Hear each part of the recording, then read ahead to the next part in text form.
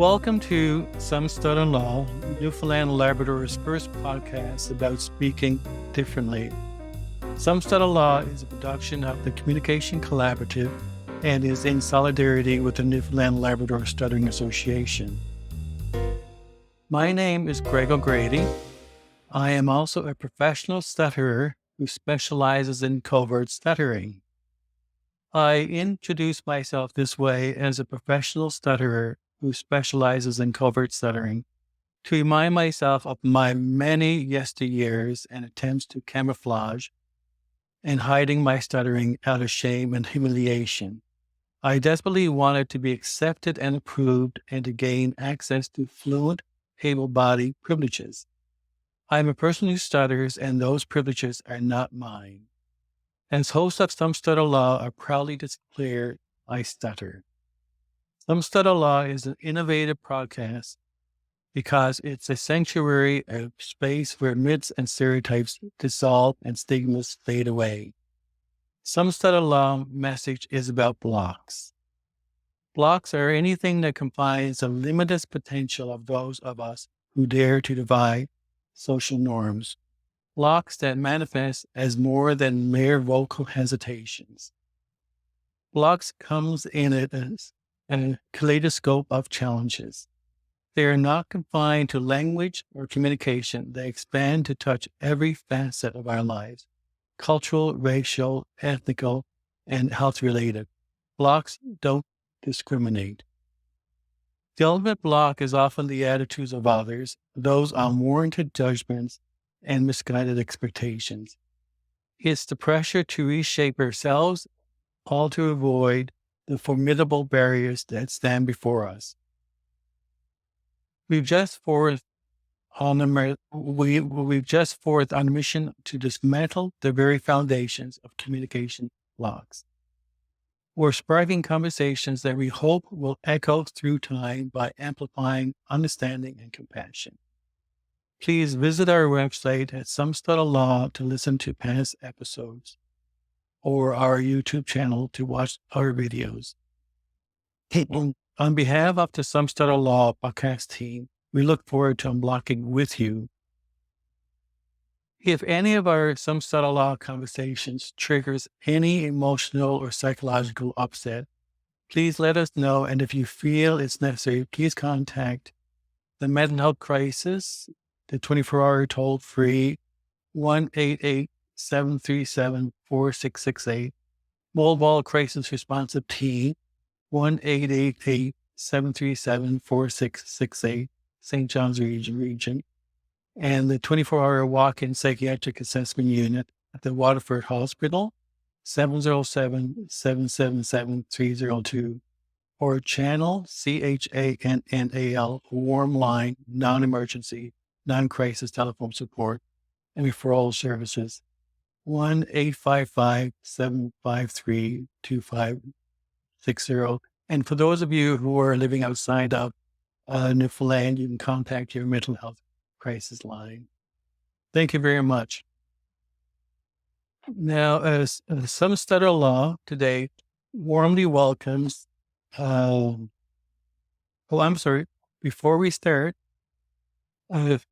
together today, October 22nd, 2020 is International Stuttering Awareness Day, ISAD. Together, we come together in a powerful display of unity to celebrate International Stuttering Awareness Day. Together, we can make a difference and ensure that the world understands and accepts the diversity of human communication. Happy ISAD Day. Well, now let's get into our podcast. What an honor, and what a better way to begin celebrating ISAD Day by having a conversation with an individual whom I consider a shining star and who others consider a superhero and the best. Today, Some Stutter Law warmly welcomes Steff Lebsack. Welcome, Stephanie. Hi. Or Steph. Yes, thank you so much for having me. I'm honored to be here. Now, just to share a little about you, Steph, with our listening audience. Steph is a speech-language pathologist who stutters in the United States. She is considered a superstar who is very passionate in serving people who stutter. Steph is also a dynamo as she is involved in initiatives all around the world. Her brother has stuttered since the age of 6, child onset, and Steph since the age of 36 due to a brain injury. She is a person that lives with a chronic lung disease. Stuttering support groups help her find herself and navigate this lung disease journey as a young career woman, wife, and mother, more than lung support groups. She has been a speech-language pathologist for almost 15 years and now has her own private practice, which solely focuses on treatment of stuttering.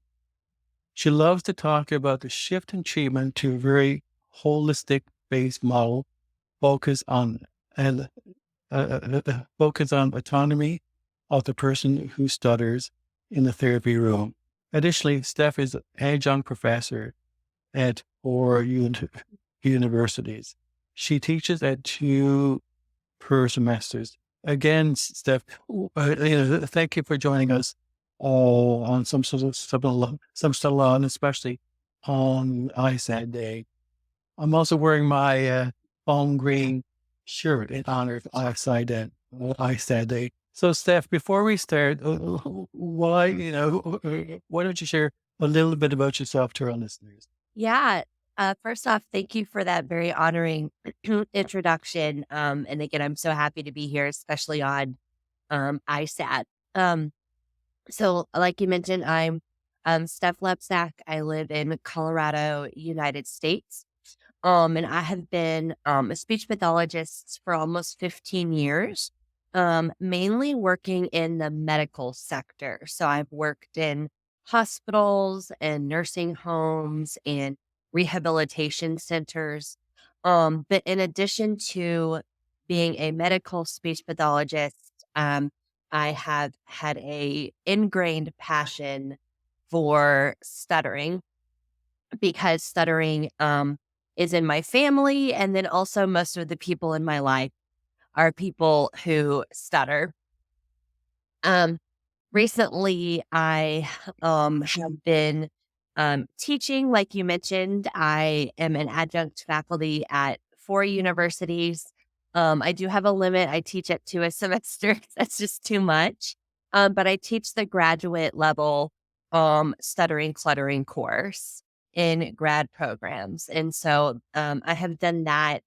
I've been a professor for 10 years, but I've taught the graduate stuttering course since 2019, and it's just such a treat to be able to teach that.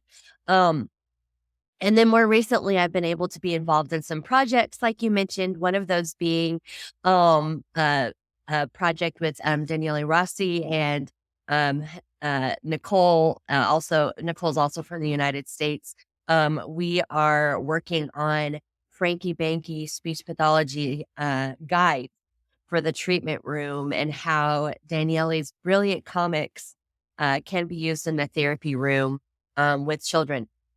So that's a really fun project, and I'm on a few others, but that's probably the most active project I'm doing at the moment. Yeah. Wonderful. Steph, I feel that, that I know you very well because when I was Googling you just to prepare for this podcast today, I came across your transcending stuttering podcast, Uh-huh. The Spirit of SLP with Steff Lebsack. And Steph, once I finished listening to that podcast, I felt that I know you, and that podcast wasn't all. So I've actually posted the link to the podcast on the Newfoundland Labrador studying page and some other social media pages as well. Oh, But it was a fascinating interview. So, Steph, now how did you become so passionate about stuttering? Yeah. First, thank you so much for listening to that interview. And just again, I'm so honored to be here and I'm glad that you listened to my journey. So thank you for doing that. Yeah. So I became so passionate about stuttering because my brother, as you mentioned, my older brother Jasper, he's a person who stutters, and I grew up kind of in the sibling role. um, we don't know if it runs in our family, and if it does, we don't know where it runs in our family, but, I knew that I wanted to help people, and I didn't quite know what that would look like, but I knew that, um, when I would hear people talk behind his back, it hurt my feelings. And my brother had a lot of friends growing up. If you were to say who was the popular one in school, it would be my brother actually, and not me. My brother was homecoming king in high school his senior year. Um, he was the coolest, right? And then I was the little sister that always looked up to him. But I knew that when I heard, particularly when I heard family talking about his stuttering behind his back, it kind of sparked interest to help people. I knew that my brother wasn't bullied for his stuttering growing up, but when I heard my parents talking about it, they talked about it with a lot of concern, right? Um, as if it were kind of a problem.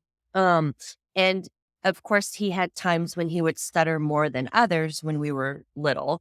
And so if it ramped up, they would get really, really concerned, like it was a big problem. And I felt bad in those moments. I felt like my brother didn't have a voice to defend himself in those moments. Um, and so I knew really early on, when I was young, that I wanted to help people who stutter, and I didn't know what that journey would look like at all. And it actually has looked nothing like I thought it would. Nothing like I thought it would. When I went into college, I went in as a speech pathology major, and I stayed a speech pathology major the whole time. And, I tell people this a lot, and you may have heard me say this before in other interviews, but I went into the field thinking I needed to save people, right? I needed to help them. Kinda you said I'm like a superhero, kinda like with a cape, with like a S for Steph, not Superman or whatever. And really life ended up being the other way around. People who stutter ended up saving me, not the other way around. And so I learned really quickly in working with people who stutter that people who stutter have their own voice. They didn't need me to save them. They needed me. My role is more to walk alongside them during their journey of stuttering. So I think that was a big revelation in my time in this field, I guess, is that I learned it's not about me, right? And that's kind of here in the States, we would call that a piece of humble pie, but, um, it's absolutely not about the clinician. It's absolutely about the person we're serving and their lived journey with stuttering. And then as clinicians, we provide our skilled template for them to make them think and grow and learn in that journey. And we are alongside them. Um, so yeah, I think that, I just wanted to share, I think that that was kind of a neat moment in my time in this field, is just learning, wait, this isn't about me. I entered this to help people, and I'm helping people, but, the framework of it completely shifted for me. Yeah. Steph, when you talk about working in working within the field of speech therapy, you talk about working with the holistic aspect of the person. Could you elaborate on that a little more? Yeah, absolutely. So, when I first was trained in school. I graduated from graduate school in 2009. So the early 2000s, we were still learning to do a very fluency focused um, uh, way of treatment. I learned to count stutters, and I think my final exam was 2/3 of the grade or half the grade was counting stutters in my final It's exam. Yep. Um, and we learned techniques and we learned all of these things, but we didn't learn a lot about the counseling component and the whole person experience of it. And in recent years, we've seen a shift in the way we treat stuttering, in that we now define stuttering in the research. And one of my favorite articles is a Tichenor and Yaris article from um, 2019, but it's stuttering as defined by adults who stutter.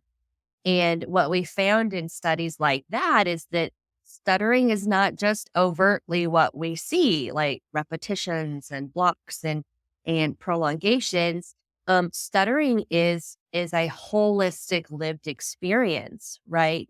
And so we've seen a shift in our field with a holistic approach in treating the whole person, not just the outward stuttering.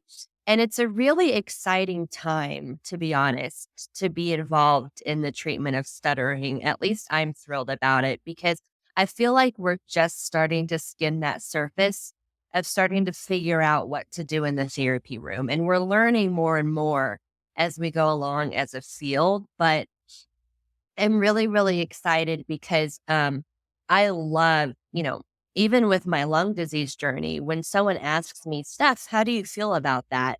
It makes you feel like someone cares, and it makes you feel like someone can actually help you when they give you that autonomy of your own experiences. So yeah, it's a really exciting time to be in stuttering treatment. That's for sure. Steph, to during your interview with, Yuri, you compared your stuttering, which I thought it was so touching, to, I mean, your own personal struggles with lung disease, to speaking, to speak. I mean, to speaking. Compared your struggles with speaking, the lung disease, with your breathing and stuttering. Could you elaborate? It was so touching. Yeah. Oh, thank you. Yeah. So I know that lung disease and stuttering are very different lived experiences, but um something that I think about is there's something to say for every time you go to speak when you're a person who stutters, you can't really plan ahead with what's going to happen, right? It just happens. And so there's this coping mechanism when you stutter, and it's very similar to my lived experience with lung disease, in that, breathing, every time I take a breath, it's difficult. I don't know what's going to happen. It's an adventure in itself. And so I think the unpredictability is very similar, but I also think the coping with is also very similar. And I do love that you mentioned in the introduction about support groups. If I could mention that for a second. When I was diagnosed, which I've had this lung disease my entire life, but if you look at my life, I was really sick as a small child and then kind of leveled off. And then I've gotten really sick in adulthood, particularly in my late 20s, early 30s. And so when I first found out what was happening and starting to get pretty sick, I thought, okay, I'm gonna join a support group, right? For lung disease. And so I joined a support group, and I was one of the youngest ones there, which that's okay. That didn't bother me at all. But when I joined the support group, um, they immediately, I'd introduce myself, and I have two young children. I have, a field that I love to work in, and all of these things I'm doing. And I found out when I started introducing myself to people, that right away they wanted to know what my numbers are, which in lung disease talk, your numbers are your pulmonary function test. So like how much air can you blow out basically? And how has that looked over time? Right. Um, and so they wanted to know my numbers. And so I was, 33 years old at the time. And I said, well, I vulnerably said my numbers are this and this and this. And the immediate reactions I had from people, and I'm sure they meant well, but the immediate reactions I had from people were, I am so sorry for you. You're younger than me and your numbers are worse than mine, and I'm 75, and so it was this, I kind of felt singled out. I felt very alone in that moment. But I joined a support group to learn how to live with lung disease, not to be questioned about when I was going to die. Right. And so, um, I was getting more involved with the stuttering scene nationally and internationally at the time.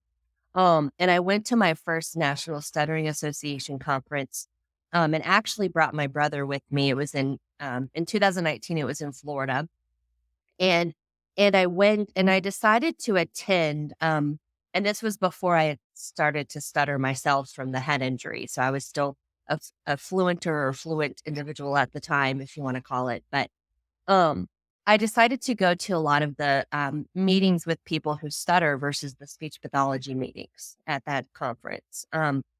And I soaked it all in, and I realized, people who stutter taught me more how to live with my condition, with my lung disease, than people with lung disease, right? People who stutter taught me resilience, and they taught me how to push beyond my limits. Um, and so I dropped out of the lung disease support group, and I actually joined stuttering support groups because I just got so much more out of it regarding learning how to live life, right? I think the other people meant really well. I think they did, but it was not helpful. So I truly was so honored to be accepted as a part of the stuttering community even before I started to stutter. Um, and they just kind of took me in as one of their own, and I learned and I observed and I grew from hearing people's stories. And yeah, it was just really beautiful. So Wonderful. Steph, let's circle back to the whole issue of fluency. And to be honest with you, I often refer to the fluency as the F word. yep. Yep. And I remember myself when I first went to, because I have a very severe stutter, and it's still there, and it raises its ugly head with every opportunity it gets, especially when I'm feeling tired and exhausted, things like that, or nervous. But when I first started speech therapy, I just wanted to have fluency. I just wanted to then my speech therapist, a therapist at the time, to cure me of my stuttering. And then all my problems would go away. Well, I was very naive at the time. And so, so what I bring forward to today is just amazing. You're right. I've learned, even though I'm a senior now, but the amount of what I've learned about stuttering, everything being involved with some stutter law, the Newfoundland Library Stuttering Association, the global yeah, co- community of people who stutter, was amazing. The in-depth information that many people who stutter, I'm not too sure if they know. You know what I mean? There's so much to it. So, well, just get back to my question. I actually feel sorry for speech language pathologists because they're really struggling with the whole idea, as you were saying, the holistic person. People, many people started going for treatment for the kinker component, but how do sometimes I feel that when I started stuttering, there's the treatment therapy targets are fine, but then we used to go to a shopping mall asking these questions.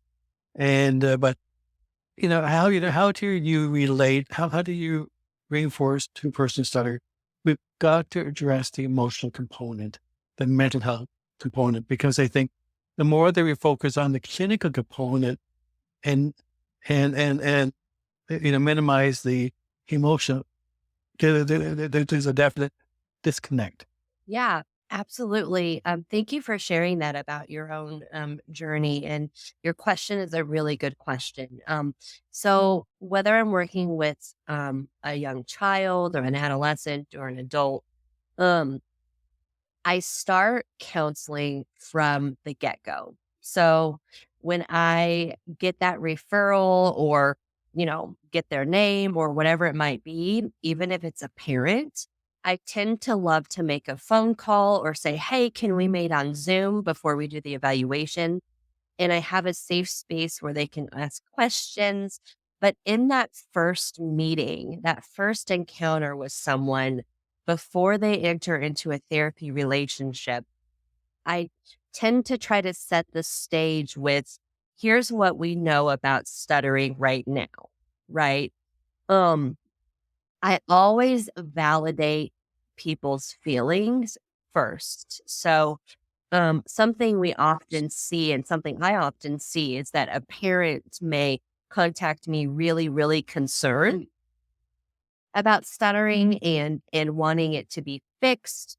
And I always validate a parent's feelings because as a parent myself, when your child is going through something, whatever that something is, it's difficult, right? As a parent, you would take on anything for your kid, no matter what it is, so that they don't have to go through something. So even if a parent comes to me saying, can you fix this? This is a problem, and using all of this heavy language around stuttering, I'm always an active listener in that space, and then I validate feelings of the parent to say, you are valid to have concerns here. And then I shift the conversation a bit to here's what we do know right now, right? Um, when it comes to fluency, right? And fluency treatment, like fluency shaping and stuttering modification and things like that. Um, it's okay to teach someone speaking tools, and that's what I call them. I don't really I kind of think it's the F word as well, kind of like, nope. Yeah. So I call them speaking tools, and I still teach them also in my courses. But the way that I tell people and the way we go about it is I tell them, you can learn tools for your speaking if you want, just like I can learn tools for my lung disease. I have moments when I can't breathe and I can try to use a tool to help myself feel better in those moments, but it's not going to cure my lung disease, right? It literally is a Mhm. tool. And those speaking tools were created to be tools and to not be a cure. And so it's all about the framework of how you address speaking tools, because I think when we give people autonomy over their own stuttering, people have the right to say, I want to learn some tools. Okay, we can learn some tools. But if I teach you the tools and I tell you they're going to make you fluent, quote unquote, that's harmful to you potentially, right? Because we know that stuttering ebbs and flows and comes and goes. Sometimes we know why it increases, sometimes we don't, and it just does, right? And so I'm truly setting the person I'm treating up for failure if I tell them this will make you fluent, right? With what we know about stuttering right now. Okay. So that's kind of the framework. It's that, you can learn some tools. However, it can never be with the promise to be fluent. It's just a tool, right? And that tool has nothing to do with your identity as a person who stutters. Okay. The other thing that I talk about with the emotional aspect of stuttering is that even back in the day in the early 2000s when we were doing fluency, and that was bumpy, say it again. And that one, right? Yeah, you're smiling because you can probably read, Oh, yes. yeah, to what we were doing in the therapy room. And that's all we were taught for the most part back then. Um, Even then, I could have a kid come in and say, okay, I've got a school presentation and I want to have this down and I want to practice. Valid, right? Um, and so we can practice that presentation and write it out and practice and practice. But if the person is not ready mentally to do that presentation, then all of their work that they did to try to prepare to feel more confident is going to go out the window, right? Because they're not ready mentally to do that task. And I found in the therapy room that communication confidence is a very layered term, right? Communication confidence involves a lot of parts and moving pieces, right? So not only in the therapy room are we working on someone's identity, we all love a good self-disclosure activity in the therapy room, right? Go tell someone you stutter. It's really empowering, right? That sounds really good on paper as a goal, and that sounds great. But if the person's not ready to Mhm. identify as someone who stutters themselves, how are they going to tell someone else that they stutter, right? Mm. And so communication confidence is absolutely brilliant and beautiful, but it involves a lot of moving parts in the therapy room, right?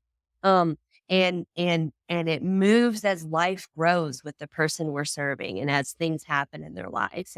Um, and you really have to learn, okay, what do I feel about my own stuttering? What do I feel when it happens? How do have I tried to mask it for years and why, what does that look like? And so it looks, I say that stuttering is a unique experience for the person experiencing it. So yeah, if that kind of helps answer your question with how like the fluency and the emotional component um, come into therapy. Mm. It's interesting stuff because as as I mentioned, I tried. I was a covert person study for years and years, and but you know, uh, you know, uh, uh, my the question is, how do you work with a person who stutters to help prepare them mentally Hmm. that I can do this, I Yep. can do this. Yeah. Yeah, that's a great question. So how do we prepare them mentally? Well, again, it's a unique experience for the person experiencing it. So how I prepare one person mentally may not look the same as how I prepare another person mentally. However, I may use some of the similar techniques. But we encourage the person to think and to grow and to learn. You know, communication confidence in general. I think as clinicians, we must know it's a messy process. It's a human process, right? We are the way that we are, and we're going to have times where we question ourselves. And so again, there's a lot of layers to confidence and mental preparedness. I'm not a certified mental health professional, but I am. It is within my scope to counsel regarding thoughts, feelings, and emotions with the stuttering experience. Um, and so there's a lot of layers to that. One of the things I love to do is mindfulness and grounding techniques, right? I love acceptance and commitment therapy or ACT and principles of ACT and teaching somebody to be present in themselves, right? If it's a small child, one of my favorite things to do is it's called the raisin activity, but kids don't always like raisins. So some Yes. is like fruit snacks or something. But I was working with a 4-year-old once and we each had a fruit snack in our hand. And I said, how do you think that fruit snack feels? And he said, oh, it's sticky and kind of squishy, right? And I said, yeah, I think so too. And so we're having an interactive discussion about a fruit snack. And somehow that trickles into stuttering, right? Which it absolutely does. We talked about the fruit snack. We talked about how do you think it's going to taste? Well, do you think it's going to be sour or sweet? Ooh, why do you think it's going to be sweet? Because it's red like a strawberry. Oh, I think mine's going to be sour because it's green like a lime, right? And so we're Yeah. talking about this and having an interactive discussion. And that trickles into the child's ability to feel what they're feeling in their body in a moment and to sit with that feeling in a moment. right? Mhm. I may never use the word stuttering in the whole session, right? But we are learning to feel and to do and to cope, right? Even with the fruit snap, right? Mm. Yeah. So there's a lot of different things you can do, but I love grounding and mindfulness. I love exploring thoughts. What do you think about this? I ask a lot of questions to get people to think. And gosh, I think that's one of my favorite things about um what I have the honor to do as a speech pathologist is just seeing people grow in their identity as someone who stutters. Even if it takes them a year to say, I stutter, and that's a fact, right? Like, even if it takes, Mhm. and there's a lot of work to that, being alongside them, it's just so, so honoring. Because it's just such a fun thing for them. Mm. So yeah, hopefully that answers the question. Yeah, see, thank you very much, Steph. Yeah. Now, I attended a workshop, through the Canadian Stuttering Association a few months ago in June, and it's interesting. The workshop was on trauma. Mhm. Okay, and for some reason or another, I never associated stuttering with trauma until I attended this workshop, and I apologize, I can't remember the facilitator's name at the moment, but the more that I think about, as I was saying that, whether we're, and this is Greg O'Grady talking here, whether we're covert or an overt stutterer, we tend to avoid, we go through a lot of anxiety. If that phone rings, what's going to happen? And and the worst of is when you have to introduce yourself. It is next to death, Mhm. which is one of my problems. So, like, I'm starting to realize more and more there is definite trauma associated with stuttering. What are your thoughts? Yeah, I absolutely think that there can be. I have some friends who speech therapy, for example. I have some friends who had really positive experiences when they were a kid, and they just knew that when they tried to be fluent, they got a gummy bear or something. You know what I mean? Like, they went to speech for the treats, and that's not too bad. I get treats, and they shame, but I know several other people who did feel a lot of shame. When you know when an adult like a speech therapist, for example, said, "Hey, that was bumpy, say it again. Hey, that was bumpy, say it again. Hey, I heard some repeating there," and really pointing things out. What the child sometimes heard was, "You're not good enough. You're not speaking well enough," right? And some people have actually been inclined to stop talking in those moments because, well, if you're going to correct me every time I speak, why am I speaking, right? But again, not everybody has those same reactions. So I think it's very much based on your own lived experiences, right? And then there's the bullying component. I know some people that are bullied for their stuttering when they're kids or even adults, and some that have never been bullied and they grew up in a very nurturing environment where it was safe to stutter, right? So I think that trauma for sure can come about from a lived experience like stuttering. But it's very person specific as to what that trauma looks like. Um, I tell people a lot that in life, even as adults, we tend to react to things based on what we've gone through in this life personally, right? And so Mhm. I've seen a lot of adults in the therapy room that I've got to treat who react to things because of how they were treated when they were a kid, right? And that's trauma.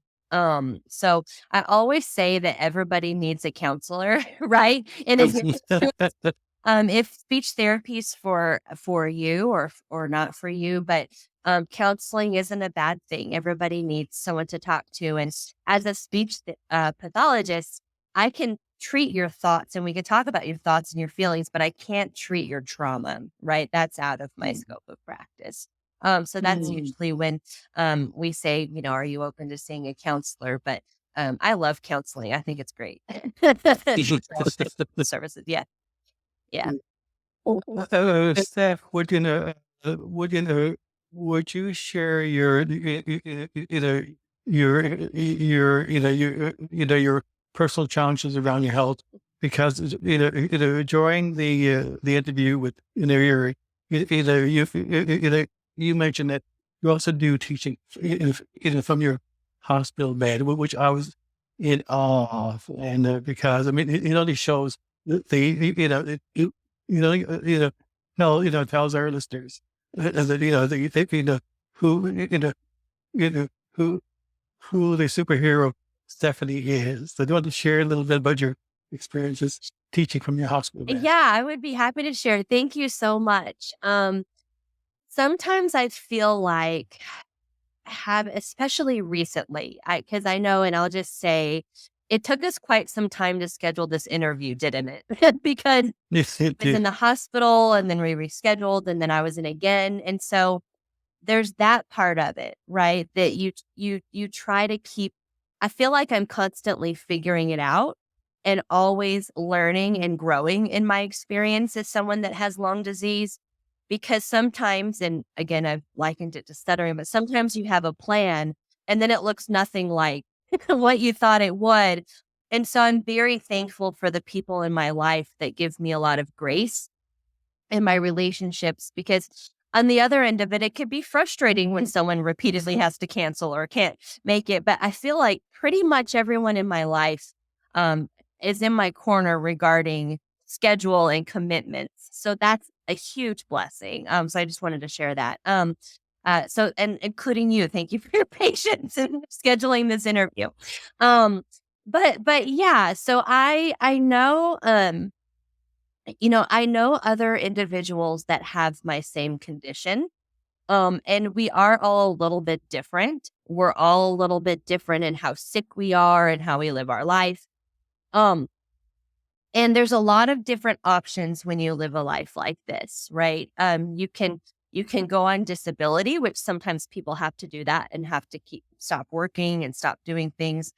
And it kind of ebbs and flows and it's unpredictable. And so for me, I knew, I told you about that time in my early 30s when I wanted to learn how to live life like this. Yes, I have lung disease, but I've got two young children. I have a husband. I have a field that I love. I've got stuff to do, right? Um, and so I knew early on that I was going to keep doing it until I physically can no longer do it. So that includes teaching from the hospital. And so it's kind of neat because when I'm in the hospital, first off, everybody knows me at the hospital. I almost need a punch card. And yeah, and sometimes I'm so sick that I don't remember people. So people will come in and say, "Hi, Steph. What happened this time? How's it going?" And I don't know who they are. So that's kind of funny. But my medical team knows me so well, and this comes down to like autonomy and good care, good health care, right? Um, they know me so well that when I'm in the hospital, if I'm teaching a class, if I'm able to talk, then I teach. That's kind of my rule. If I'm able to speak, sometimes I'm on breathing machines and I'm not able to speak. And so if I can't speak, then I don't teach and I cancel class. But if I'm speaking, no matter how I'm feeling, I'm teaching class, right? On Zoom. And so they will actually put a do not disturb sign outside my door. My doctors or my nurses will put a do not disturb from this time, and they won't come in while I'm teaching, which is really great. So my medical team is really good at allowing me to live and learn. Sometimes I do too much and it's hurtful to me, but they let me learn that. Right. And so, gosh, it's really, really beautiful and it's almost hard to describe because, what person with lung disease sits in the hospital and teaches a class? I do.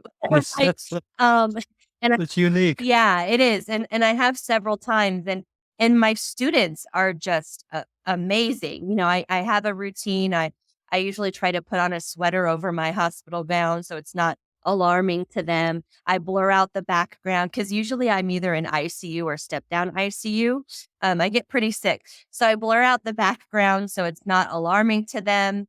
I turn off whatever bells and whistles are happening at the moment, and then we just have a class and I usually tell my students the first course of the semester, hey, this might happen. And if that's troubling to you, let me know. And, my students are just amazing at allowing me to still teach them, um, even with this condition. It's really great. Yeah. Wonderful, Steph. Wonderful. Yeah. And Steph, what do you feel are, with, with regards to the changes and the paradigm shift within speech therapy, putting less emphasis on the clinical with the emotion. What are some of the questions or challenges you feel that SLP is experiencing now, just making this shift? Yeah. So I think there's a few things to that. One of the things that we've noticed that's really difficult as a profession, um, especially if you work in the schools, but no matter what setting you're in, we're responsible for doing quite a bit, right? If you work in a school, you treat our speech sounds and language and social use of language and cognition, and you treat a lot of stuff, stuttering amongst those things. If you're a medical speech pathologist like myself, I treat swallowing disorders, cognitive disorders, post stroke. I work with trachs and vents, lots of things. And so our scope of practice is really big, right?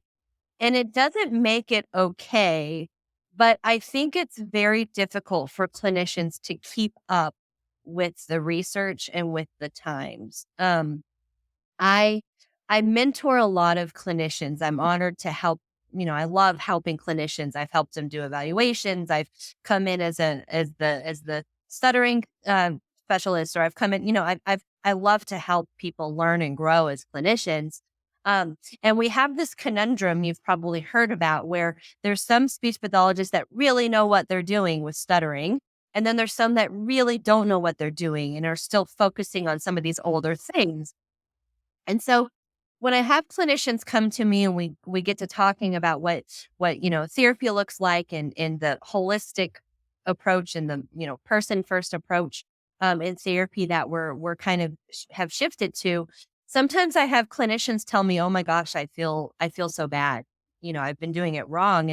And I usually tell them, I say, "But now you know different, and you're probably doing what you were taught."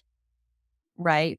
So it doesn't make it okay that there's still so many clinicians still behind in our field that haven't caught up. But a lot of them are doing therapy that they were taught, like I was, right? I was taught fluency, fluency, fluency. And I was taught, oh, our goal is to be 97% fluent. I used to write goals like that, right? We don't really do that anymore. And so I think one difficult thing is that we see either clinicians that really know what they're doing or really don't know what they're doing. And it's not always to the fault of the clinician, right? If that kind of makes Mhm. sense. But it can be very damaging to people who stutter, right? So I usually say one more clinician I talk to is one more to get in to know, right? To know different. So there's that. And then kind of like other things, it's a very layered onion, right? It's a layered Mhm. aspect. But another thing is that here in the United States, graduate programs are still not required to have the stuttering course, right? Mhm. Which is really interesting. So we have individuals treating stuttering who have never had a course to treat stuttering. So that's another issue that's a bit baffling still, right? Um, I liken it to I work in hospitals, and I work with, ventilators and trachs and tracheostomies and all kinds of stuff. I would never dare go into someone's room and work with their trach if I didn't know what I was doing. That's life danger, right? Mhm. Stuttering should be no different, right? We should not be treating stuttering if we've never had a course or had coursework in knowing how to treat it, right? So that's Mhm. another thing. And so I think that it's kind of twofold. You've got clinicians that have to keep up with a big scope of practice and are trying to do the best they can and keep their head above the water. But then at the same time, we do need to do better as a profession. with making sure that our clinicians know how to treat stuttering and know what they're doing. So yeah. Mhm. Yeah. Thank you, Steph. Yeah. Steph, Steph, you're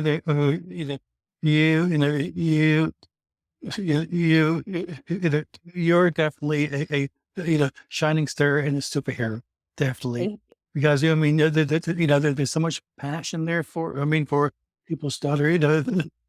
So much advocacy and caring. But how do you self care for yourself? Oh gosh. Because you're involved in so many That's things. $1,000,000 question. So if you asked some of my close friends, you'd probably get a different answer than what I'm about to tell you. Because I think a growing theme in my life is people tell me I don't take enough time for myself. I will tell you my life, you don't see it right now, but my life revolves around medications a lot.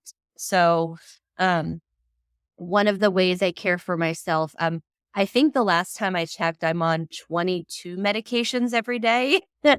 And some of those take time, right? So, I have to get up in the morning and do like 3 to 4 nebulizer treatments with this vest that I wear. I don't know if you've ever seen these, but people with cystic fibrosis also use them. It's a percussion vest or a shaker vest. So the point of it is to shake out or wriggle out anything that you might have in your lungs. One of my conditions, I have multiple lung conditions, but one of them causes stuff to build up sometimes. And so I have to use that vest 2 to 3 times a day, and it takes 30 minutes a time. I have medications that have to be timed and stuff. And so what people don't see, and what I actually don't talk about this a lot, is that behind the scenes, I really have to gear my schedule around this medication and this self care. And so I think that my conditions kind of come with this level of need to take care of yourself. If I don't take my medications, I won't be here anymore, right? And I've got a family to be here for, and in the stuttering world to be here for, and stuff like that. And so I would say self care number one would be just keeping up with my lifestyle from a health standpoint. Um, and then number two is I've really tried to learn more recently a happy medium between advocacy and involvement and family time. My kids, I've got 2 kids. Mary, my daughter, is 10, and Carter, my son, is 8. And they are truly my why. They are why I keep pushing. They are why I keep going. And so I've tried to more recently be really mindful of family time. Friday nights, we love to play board games in our house, and we get pretty competitive. And so, Mhm. I try to make sure I'm being intentional. And I think that that's, regarding self care, that's probably my word of the year for my life and for myself is intention. Being intentional with my time and learning, with that. So yeah, self-care, I mean, I could always improve upon it, I'm sure. But but yeah, it takes a lot to live this life with lung disease. You have to make a lot of effort to take care of yourself. And if you don't, then you won't survive it. And so yeah, that's a really good question. I don't know if I've ever been asked that. Yay. Yeah. Steph, now, g- g- g- given that this is I said day, and stutter is meant many people who stutter often feel so alone and so isolated, and this this is one day for all people stutter and families to come together, and the world. Would would you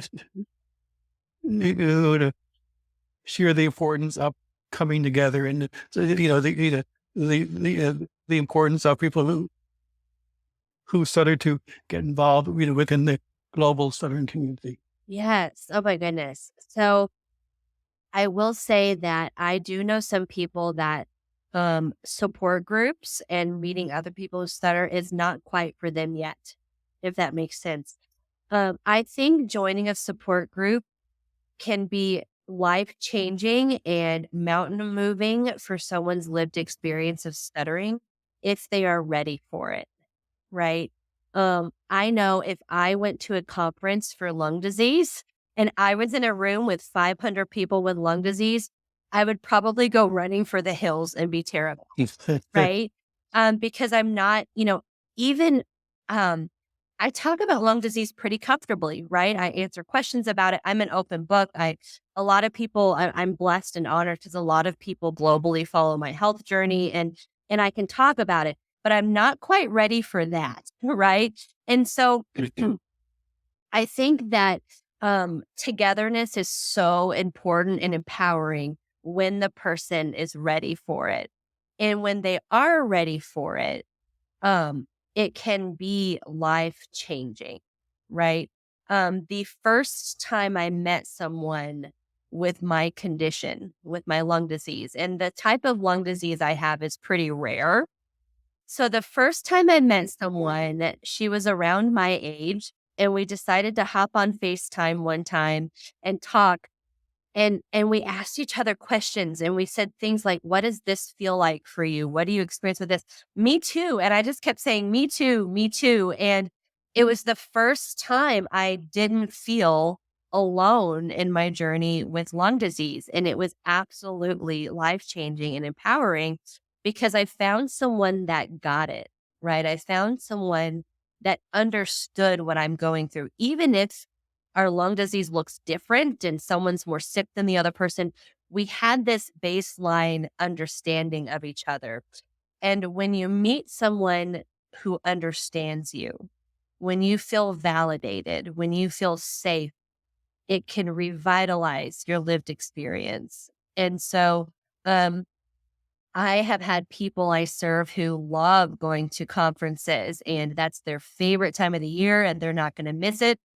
And then I have people I serve who just aren't ready yet, and they're not really interested to meet someone else who stutters yet because they have a lot of work to do on their own first, right? Mhm. And both stories are okay, right? Both Oh, stories are definitely. okay. Yeah. So yeah, I love ISAT. I'm actually already have my post kind of ready. We just got a I don't know if do you know Maya Chobkov? Do you know her? I don't think so. I Okay. don't think so. She is when you talk about superheroes, she's probably one of mine. She is she runs the Proud Stutter podcast out of Chicago Okay. here in the United States. And she and Nina G, I don't know if you've heard of Nina G, but they've kind Liturgy, yes. yeah, they've kind of started this advocacy movement with legislature and government. And they have started getting proclamations and recognition for stuttering at the city and state level. And last year, I had the honor of partnering with My Speech, who is a national nonprofit here in the States. And we got Denver, Colorado, and Boulder, Colorado to proclaim International Stuttering Awareness Day this year. And I'm just about to post an announcement, but we got the state of Colorado to do it. So, Excellent. yeah, Congratulations. yeah. So again, that's the stuff that's not of myself, right? I just sent a few emails and it's bigger than myself regarding advocacy. And so that's my post today is guess what? We got it. We got it at the state level. So yeah, Excellent. yeah. Anyway. Well, Steph, we'll close now, but thank you so very much for participating in a in a some other law conversation. You have really made my ice that day. Oh, and you're You really have. right. And Steph, thank you again for all of your passion and your advocacy work. So, Absolutely. Thank you so much for having me. It's been an honor. thank you. And but we will have you back because I have lots more questions. Oh, that sounds good. I'd love to come back. Absolutely. Okay. Take care, Steph, You and thanks too. again. Yep. Bye. Bye.